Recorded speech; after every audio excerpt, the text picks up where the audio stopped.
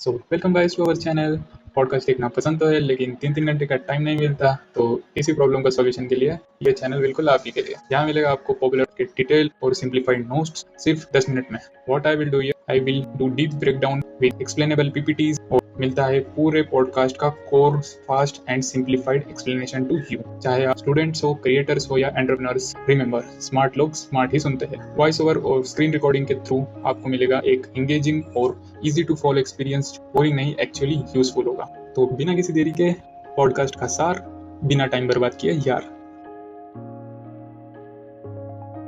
Episode overview. Ranveer show के episode 163 trillion rupees Hindi में yo Honey Singh ने अपनी लाइफ की जर्नी खोल के शेयर की, कैसे उन्होंने स्टारडम पाया, मेंटल हेल्थ स्ट्रगल्स झेली और फिर हनी 3.0 के साथ एक जबरदस्त कमबैक किया। रणवीर इलाहाबादिया के साथ इस एपिसोड में उनकी पर्सनल लाइफ, स्पिरिचुअल रीबर्थ और रेजिलियंस के लेसन्स एक्सप्लोर किए गए हैं। एक early life musical beginning. Honey Singh, जिनका असली नाम हृदय सिंह है, 15 मार्च 1983 को वेस्ट दिल्ली के क्रमपुरा में पैदा हुए एक सिख रिफ्यूजी फैमिली में। उन्होंने तबला से म्यूजिक जर्नी स्टार्ट की। एक चाइल्डहुड इंसिडेंट के बाद उन्होंने अपनी पगड़ी उतर दी थी, जिसकी वजह से स्कूल में एलियनेशन महसूस हुआ और वही टर्निंग पॉइंट बना म्यूजिक की तरफ जाने का। उन्होंने Trinity college of music UK में स्टडी किया, लेकिन ज्यादा कुछ खुद से हाई सीखा। बीट्स और इंस्ट्रूमेंट सैंपल करते हुए एक यूनिक हिप हॉप जोड़ भंगड़ा फ्यूजन बनाया। उनका अंडरग्राउंड एल्बम देसी बाय नेचर 2003 पायरेटेड सीडीज के जरिए यूके में पॉपुलर हुआ, जिसने उन्हें इंडिया के रिमिक्स और रैप सीन में लॉन्च किया। दो rise to fame breakthrough hit. 2006 में उनके गाने ग्लासी के लिए उन्हें अवार्ड मिला और उनका Punjabi hip hop style youth के बीच एक क्रेज बन गया। बॉलीवुड रिमिक्सेस के लिए वो गो टू आर्टिस्ट बन गए। उनका साउंड 2010 के पॉप कल्चर को रीशेप कर रहा था। 2012 तक वो इंडिया के टॉप यूट्यूब आर्टिस्ट बन गए।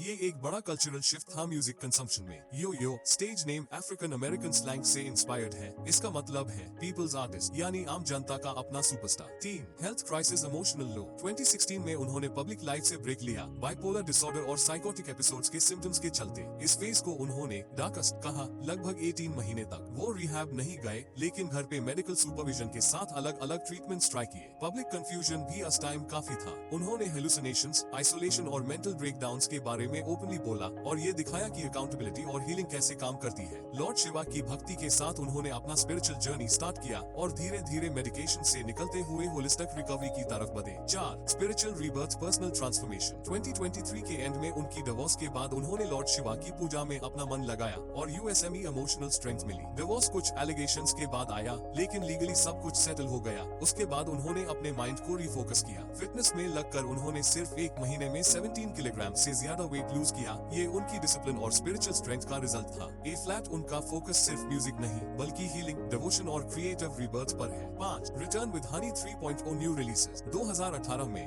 मखना और उर्वशी जैसे हिट्स के साथ उन्होंने अपना कमबैक किया, कैची बीट्स और स्टाइलिश विजुअल्स के साथ। लोका, पंखुड़ी, नागन, गुरनालो इश्क मीठा रिमिक्स और अपाची इंडियन के साथ कुली कुली जैसी कोलैबोरेशंस ने उनकी कमबैक जर्नी को सॉलिड बनाया। 2023 में उन्होंने हनी 3.0 एल्बम लॉन्च किया, जिसमें कलास्टा, काथागा और 10 डिफरेंट लैंग्वेजेस के सॉन्ग शामिल थे। 2024 का एल्बम ग्लोरी और स्पेशल ट्रैक मिलियनेयर ने 7 महीने में 300 M जोड़ यूट्यूब और 150 M जोड़ स्पॉटिफाई स्ट्रीम्स क्रॉस किए। Proof of his mega comeback. 6 creative evolution, musical identity. अपनी अर्ली सेल्फ टॉट स्टाइल से इवॉल्व होते हुए उनका साउंड मैच्योर हुआ। ट्रेडिशनल वाइब्रेशंस जोड़ ग्लोबल हिप हॉप का परफेक्ट फ्यूजन बन गया। हनी 3.0 एक नई आइडेंटिटी दिखता है, फ्लैशी से ज्यादा सोलफुल, जहां म्यूजिक थेरेपी, एक्टिविज्म और लेगेसी बन जाता है। अपाची इंडियन जैसे लेजेंड्स के साथ कोलैबोरेशंस और रीजनल लैंग्वेज यूज करके उन्होंने म्यूजिक को क्रॉस कल्चरल फोर्स बनाया। मॉडर्न रैप को वो इमोशनल स्टोरी टेलिंग मानते हैं, लिरिक्स के जरिए पेन, हीलिंग और रिन्यूअल कन्वे करते हैं। 7 mental health, public discourse. Bipolar disorder और थेरेपी को लेकर उनकी कैंडिड बातें इंडिया के एंटरटेनमेंट वर्ल्ड में मेंटल हेल्थ पे सीरियस कन्वर्सेशंस लाई। वो ओपनली अवेयरनेस स्प्रेड करते हैं, पीपल को इनकरेज करते हैं कि सिम्टम्स छुपाए नहीं, हेल्प ले।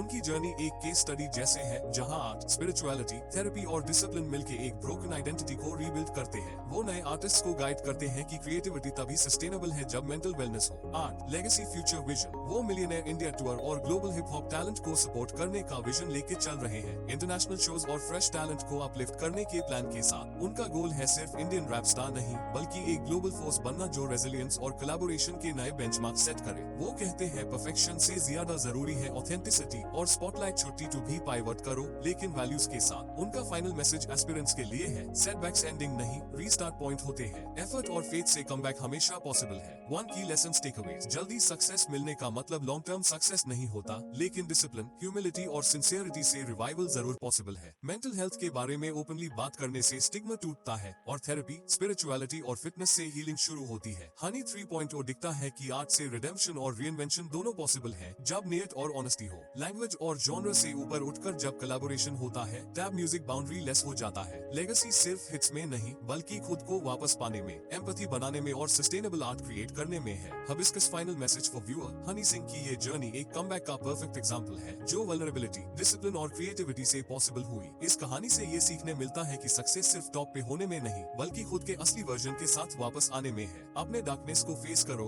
हीलिंग चूज करो और एक नई सोलफुल क्रिएटिविटी से वापस उठ जाओ। तो ये कुछ की टेकअवेज थे जो हमें इस पॉडकास्ट से लेने चाहिए। अगर आपको ये पॉडकास्ट एक्सप्लेनेशन वीडियो पसंद आई हो तो लाइक करना ना भूलें, यह मुझे मोटिवेशन देता है और मदद करता है। सब्सक्राइब करो ताकि अगली बार 3 घंटे के पॉडकास्ट देखने की जरूरत ना पड़े। और हाँ, नोट्स डाउनलोड करना मत भूलना। डिस्क्रिप्शन में लिंक दिया गया है for both English and English language. और आपको स्ट्रक्चर्ड मैनर में हमारे सारे वीडियोस मिलेंगे प्लेलिस्ट सेक्शन के अंदर। आपका कोई फेवरेट पॉडकास्ट है तो कमेंट करके बताइए, मैं उसका डीप ब्रेकडाउन जरूर बनाऊंगा। मिलते हैं अगले वीडियो में किसी अगले टॉपिक के साथ। तब तक आप देख सकते हैं हमारा ये वाला वीडियो।